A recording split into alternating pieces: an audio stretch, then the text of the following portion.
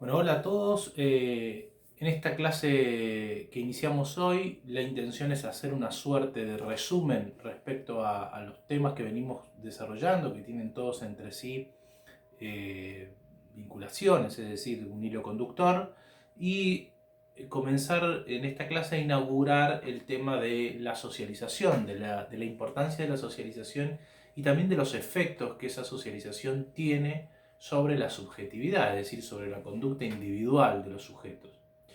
Nosotros hasta este momento habíamos conversado acerca de la importancia que tiene el entorno humano para que un humano se vuelva humano, ¿no? Esto que parece una suerte de trabalenguas significa que todo ser humano, para volverse justamente tal, para volverse un sujeto plenamente humano, necesita de un entorno, de un contexto que tenga esas mismas características. Ya lo habíamos visto en la historia del chico ugandés, ese chico que al ser encontrado en la selva tiene ciertas conductas animalescas, justamente porque su entorno, lejos de ser un entorno humano, es un entorno propiamente animal. Por lo tanto, el niño de alguna forma capitaliza, hace propio, internaliza ese ámbito, y por lo tanto su conducta se refleja de esa manera.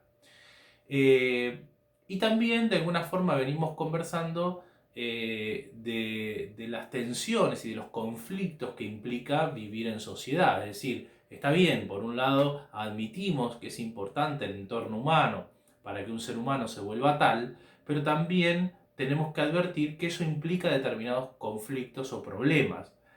Y para ello, de alguna forma, también venimos trabajando en la noción de conflicto, en la noción de cohesión, siempre desde el punto de vista de lo social, y en lo que luego llamamos acción social. Es decir, cuáles son de alguna forma los elementos comunes de todas estas nociones, que siempre que hablamos de conflicto, de cohesión o de acción social, estamos hablando de mí, pero también por lo menos de alguna otra persona más.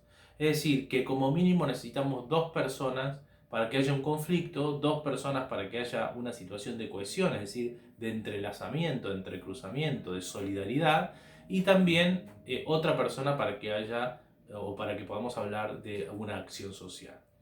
Dicho en otras palabras, lo que estamos diciendo es que cuando hablamos de estas nociones, estamos hablando de la sociedad, estamos hablando de un grupo de individuos que están juntos en un ámbito común, y que ese ámbito común representa conflictos, conflictos de intereses, lazos de vínculo y de solidaridad, pautas comunes, acuerdos, ¿no? Leyes, normas, es decir, todo lo que nosotros sabemos por el hecho de vivir en una sociedad.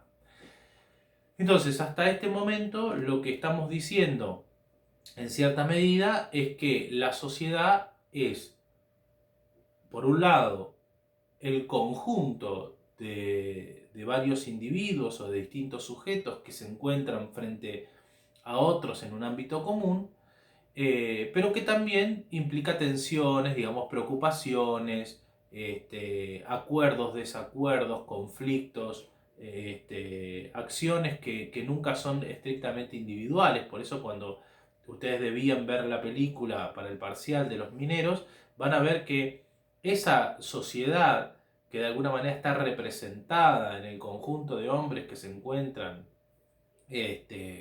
presos en una situación digamos, desfavorable en la mina, es en realidad un ejemplo, un microejemplo de lo que ocurre en la sociedad.